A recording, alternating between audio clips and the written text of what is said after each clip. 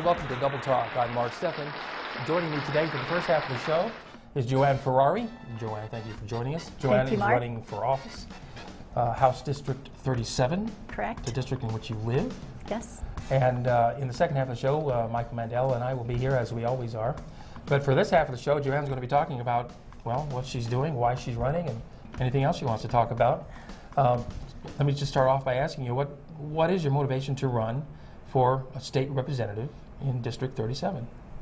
Well, I believe that we can build on the strengths that we have in southern New Mexico, and we have lots of opportunities we need to build on, and we need to invest in those opportunities. And we have a wonderful place to live and work, and if we can invest in those opportunities, then we can make a great place for everyone. Now, for those who may not know, what is the job of a state representative? Well, it's to pass legislation that will benefit people of New Mexico, balance a budget, make sure that we go to interim committees to listen and get information about what's going on in the different agencies, what different problems there are, and then get solutions for those and have those ready for the legislative session. Now, can constituents call you and say, I have this problem that I can't get dealt with by anybody? Is that one of the functions of a legislator? Oh, sure. I think we should always be an asset for people to find out information, even if it's not something we have any reign over or right. Information that we can do something about at the legislative level. You may not be able to solve their problem, but you can tell them where they might be able to go right, to get it addressed. Right. We should have enough information about what's going on at the city level, the county level, and then the different agencies and their programs to be able to send someone to get that information and help. Now, every legislative district has a representative, and every 4 years people run to get that office, to be the legislative representative of the people. Every 2 years. Every 2 years, that's yes. right. The Senate is every 4 year, or 6. 4. 4 in yes. New Mexico. Describe the district. Well, District 37 is really diverse.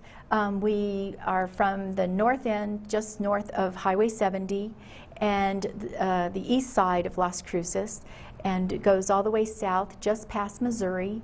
And then a few precincts are on the west side of I-25 that are near Walmart and Loman and Solano area.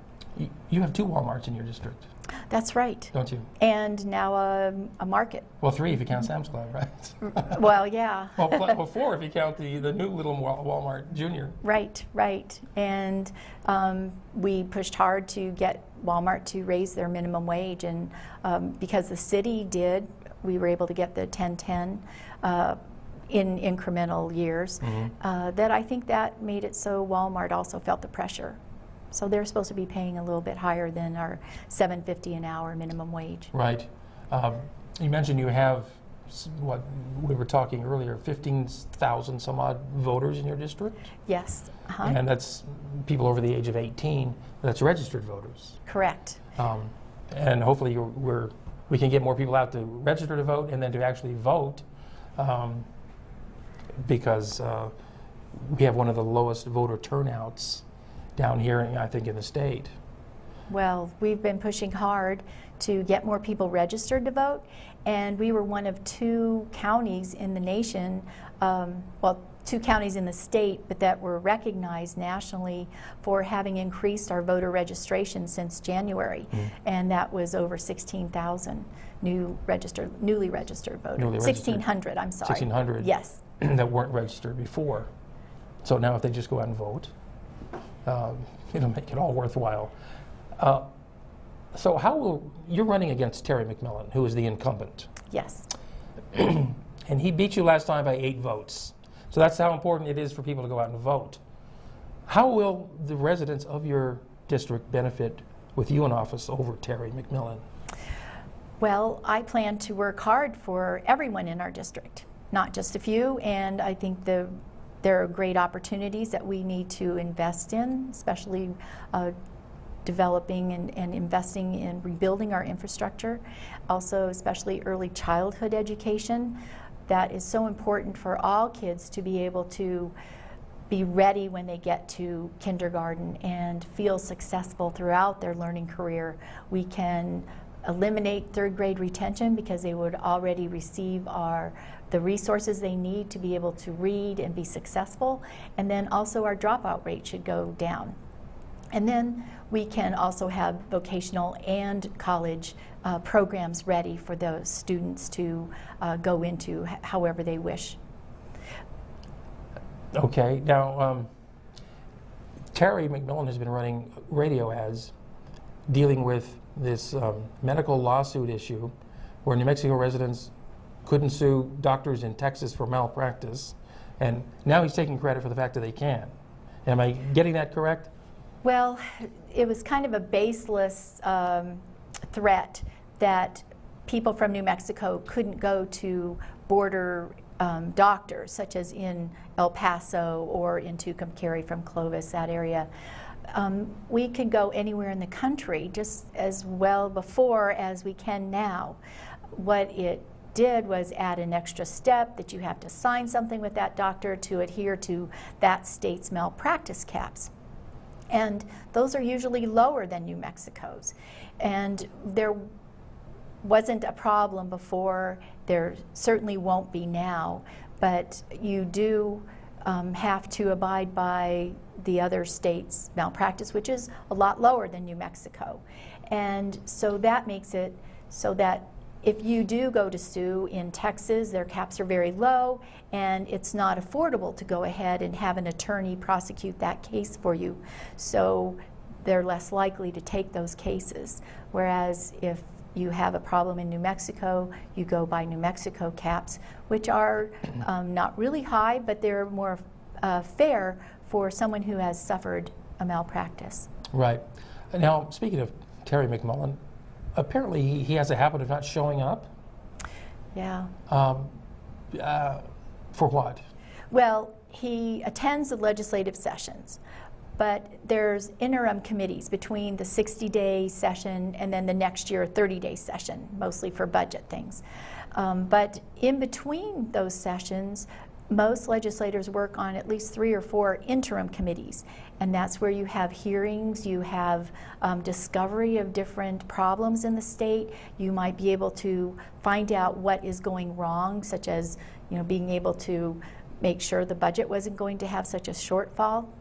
But especially with health, since he is on the health committee during the legislative session, his first 2 years was not on any interim committees. And then after our close race in 2012, where I lost by 8 votes, he finally did join the Health and Human Services Committee and only attended a day or two when they were held in Las Cruces.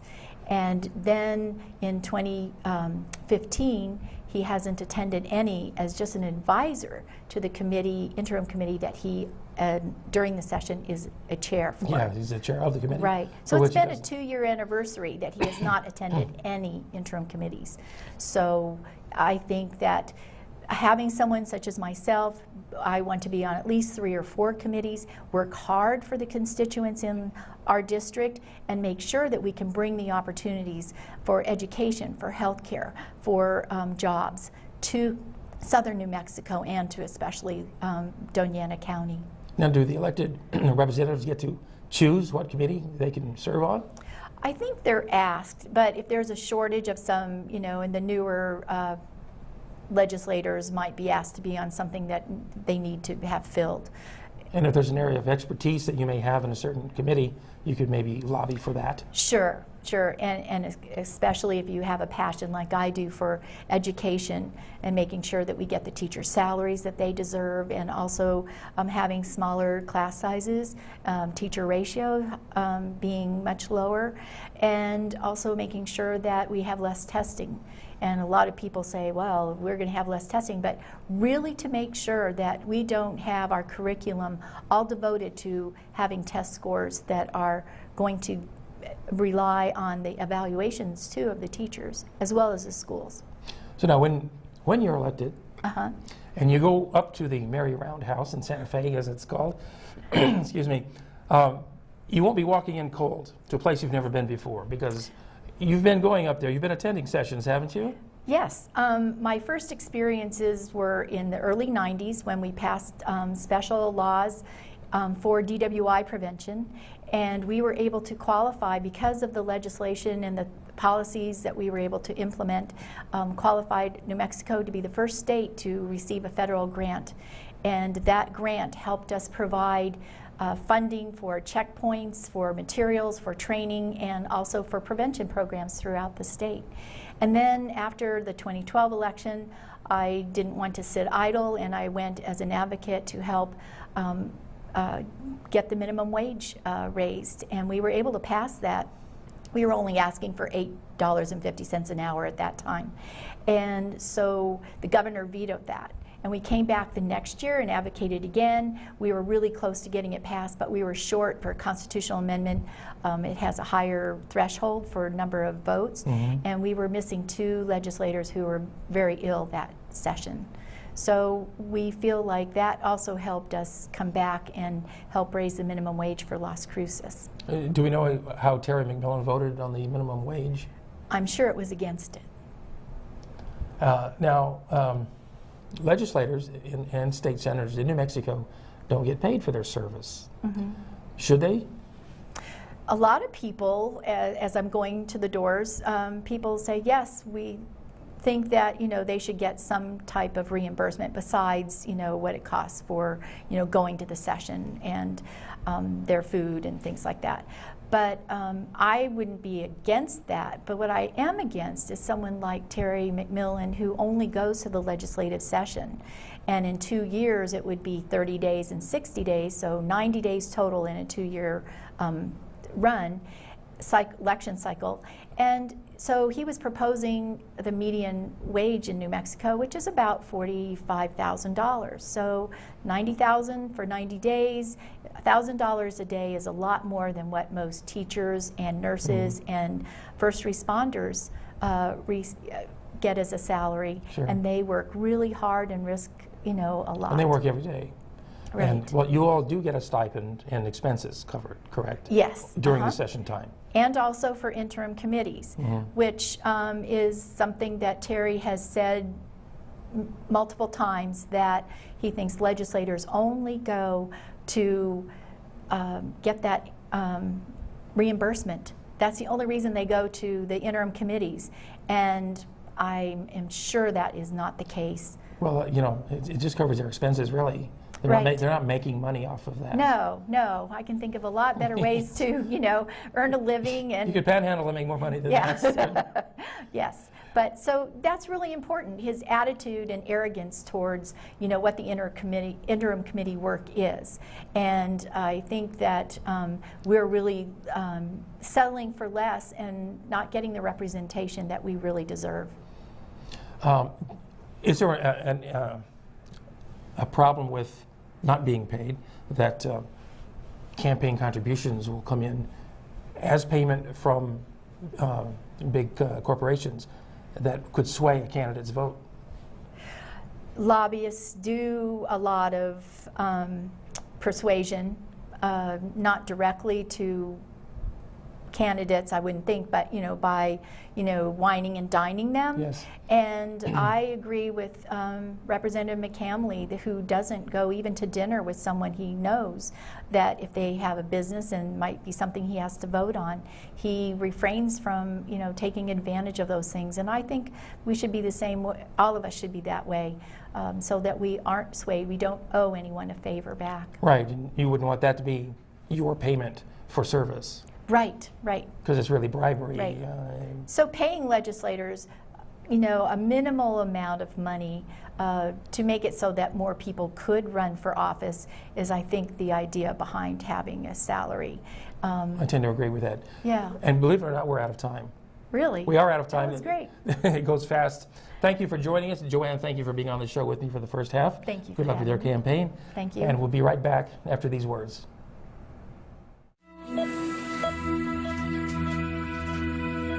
I met Jude because I had a cancer inside of me. They diagnosed me with a brain tumor. You have to be strong and don't give up. I had Gratitude is everything. You have to fight. Imagine your doctor tells you your child has cancer with only months to live. Where would you go? What would you do? Who would you turn to? Fortunately, St. Jude Children's Research Hospital is fighting every day to save children's lives. And with a gift of just $19 a month, you can join the fight. This is my kid that they're giving back to me. I am so grateful. At St. Jude, no family ever receives a bill. In fact, no family pays St. Jude for anything. That's why your gift of $19 a month, just 63 cents a day, is so important. When I thought that I might lose my son, they gave me hope. You are not only saving a child's life, you're breathing life back into that family. If I hadn't have come here, I wouldn't have my son. St. Jude's life-saving research and treatment is shared freely with hospitals around the world. St. Jude gives you hope and happiness. They're helping us live. Maybe in the future, kids won't have to go through this. We'll find a cure and it'll all be over. Please, call and become a St. Jude Partner in Hope right now.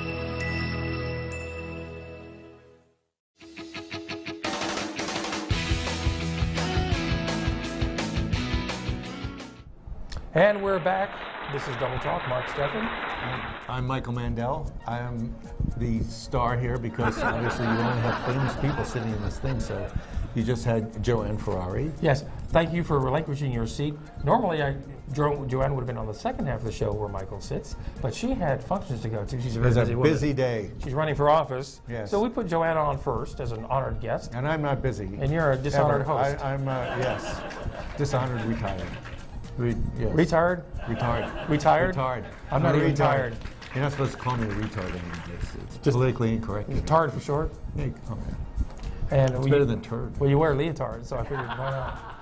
You know, when you go to those yoga classes? I used to. You know, I was in dance classes. Thongs. And, oh, are we doing a show, or are we just, you know, standing next to this pool before we go swimming? You know, we've got a new, well, we may have a new city manager. Wait, I want to talk about something Joanne Ferrari said. Yeah, what's that? The fact that if the representatives get paid $45,000 a year, right? Yeah.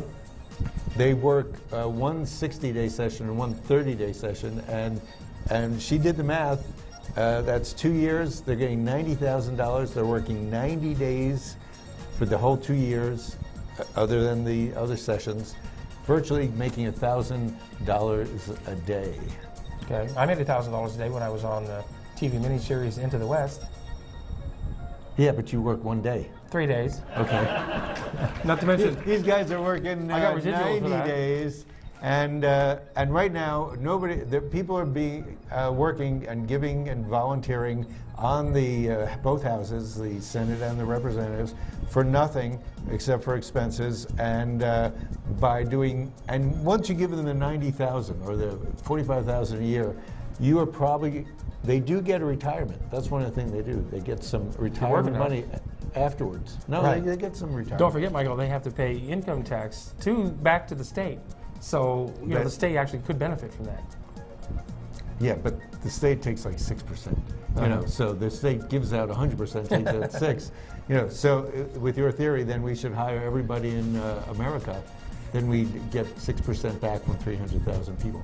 Well, there's nothing wrong with employing people. No, there's and there's usually benefits to come from it. Hidden benefits that we hadn't even thought about up front. Well, one of the benefits is that more people would be able to work on the Senate. The only people who can are the ones who can afford doing it to work for free. Yes, like Bill McCamley, who's he's not wealthy. I know. He just does. He's a good guy. He's and Joanne's going to do it. Joanne is mostly retired. She's been doing good work for other people since she got here in 1990, I think. Yes, and with the help of her husband, Rich. Yeah. He pitches in pretty good. He's a nice guy, too. Now, hi, Rich. Speaking of, well, it's not an elective office, it's an appointed office.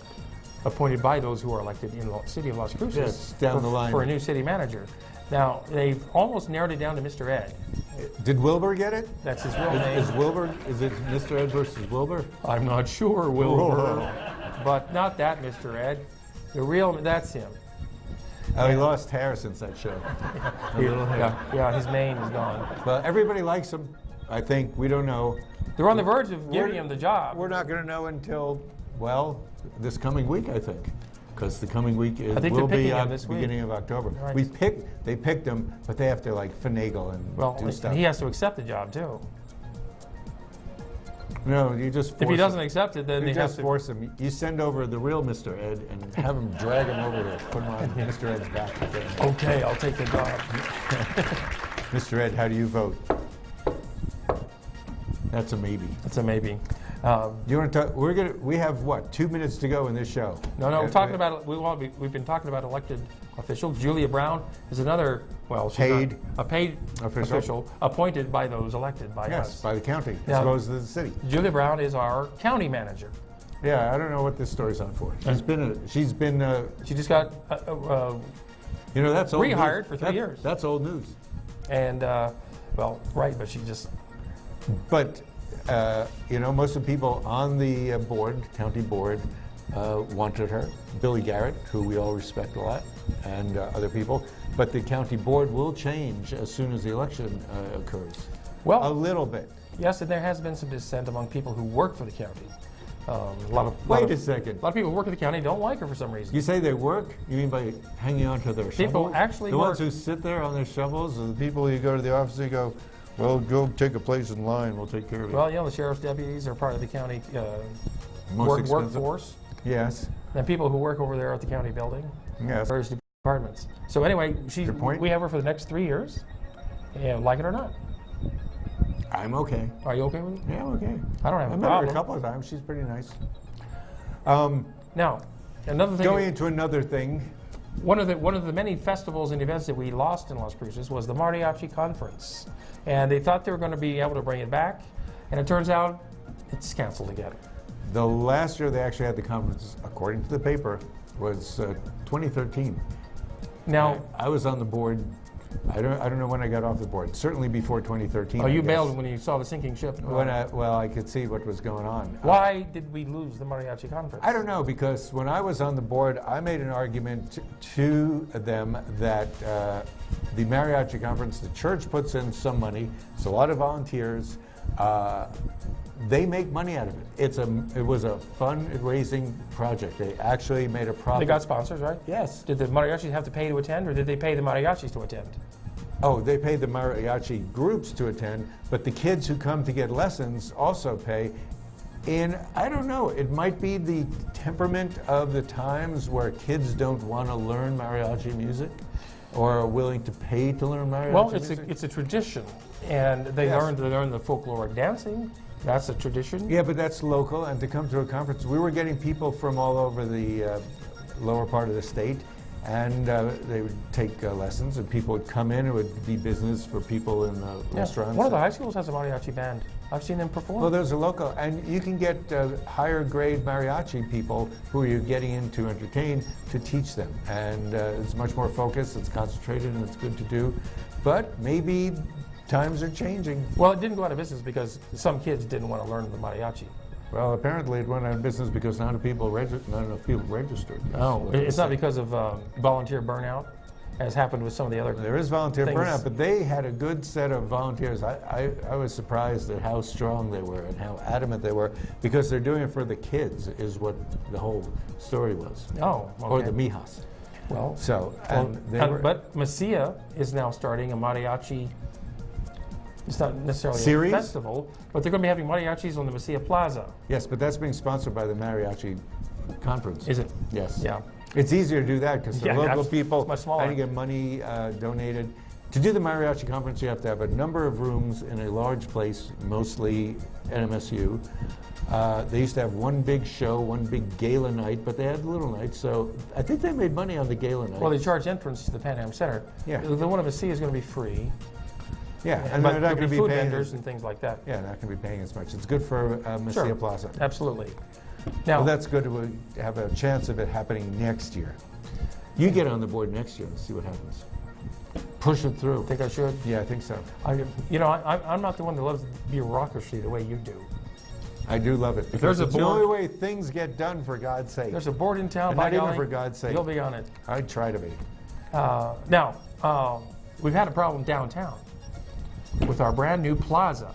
Well, there's something here. Mesilla now is not the only place that has a plaza. Las Cruces has its own plaza. Sunday of September 18th, it says Plaza signifies a new chapter for downtown. And so it's a new chapter, and people are here on the that's Mesilla. Splash. Well, that's still Mesilla. We're still in Mesilla. Here's a picture of the splash pad. That's Mesilla Plaza. We're going to turn that little gazebo into a splash pad. That's Las Cruces Plaza. That is it. And Bob Divin has been working all summer to get this done. He got the colors in. He'd have to work at a certain time of the day so the temperature wasn't too hot. After he did that, he had to cover it with some sort of preservative. And I think Brandon Brown Brandon helped to paint. Yeah, Brandon helped him. There's Bob now. It's Bob. That's with his pterodactyl. He's got a pet pterodactyl. Who doesn't? He takes care of. So this stain, this covering, seems to be getting washed away by the Las Cruces water. It's been there, what, 2 weeks now, and it's already deteriorating. It has not been there. It's just going down the drain. So he's working with the people who make this particular coating to see if he can justify it. I gave him some good excuses how to get out of this whole thing, but he wouldn't take them. Oh? Yeah, I said it's always, if you look at forensic TV shows, it's always the guy who is going for your position, who is next to win, because he won that as a job. It's a person who is going to be next. Oh, Tony Panic? Was that it? Yeah, Tony Panic could really get it together to do something like that. But Bob is going to get it over with and fix it. Well, good job, Bob. They don't have time to come back on the show sometime with his pet. So right now, splash pad, bad. Bob Divin working on it to get it better. The game has a second restaurant over by restaurant bar and grill. What street did I say it was? Northrise. Northrise near Rinconada. No, it's parallel to Rinconada. Okay. It's on the way to Snowmorance Road. You can see it. It's really big. We went, it was incredibly noisy. If you're like a crotchety old person like me, you may not like it, but the food was pretty good. Oh. So if you like noise and... lots of TVs everywhere? You know, you can't even say there's air between the TVs. There's a little air between each TV. There are so many TVs. Oh. That's my peeve against Buffalo Wild Wings. It's so noisy. The acoustics are terrible. There's 30 TVs on, different channels. You can't hear one of them because it's so noisy with the music playing. The channels are not on, but they do. The noise between the people is so noisy. And I believe the new game is noisier than Buffalo Wild Wings. Really? Yep. I probably won't go there then. But people like it. They have an outdoor place and they have an upstairs place with apparently a great view. And that should be good. And what else? You said a couple of things are happening. Well, Paul Rodriguez, acclaimed comic, is coming to El Paso next month, October 7th. Oh, he's always good. Michael and I met Paul back when we were doing our previous show in the 90s. Paul came on our show then, and we had a nice chat with him. He was about 20 years younger than I think. Yes. You know what? For some reason, I think we were too. No, we've never aged. Oh, we're ageless. Yes, we're the same age. That's what TV does to you. It makes you immortal. Didn't you hear? Well, then we shouldn't compare this show to that show. Because well, and he doesn't just do TV. He does stand-up. You age when you do stand-up. This is like, this is it. This is the best you can get. Okay, well, anyway. So that's our show for today. I want to thank Joanne Ferrari for joining us. And we'll be back next week. With some more drinks. Another thrill-packed episode. Whatever week that is. Double Talk. Good afternoon. Oh, we want to taste something next week? We ought to come up with something. We should. We should compare cheap.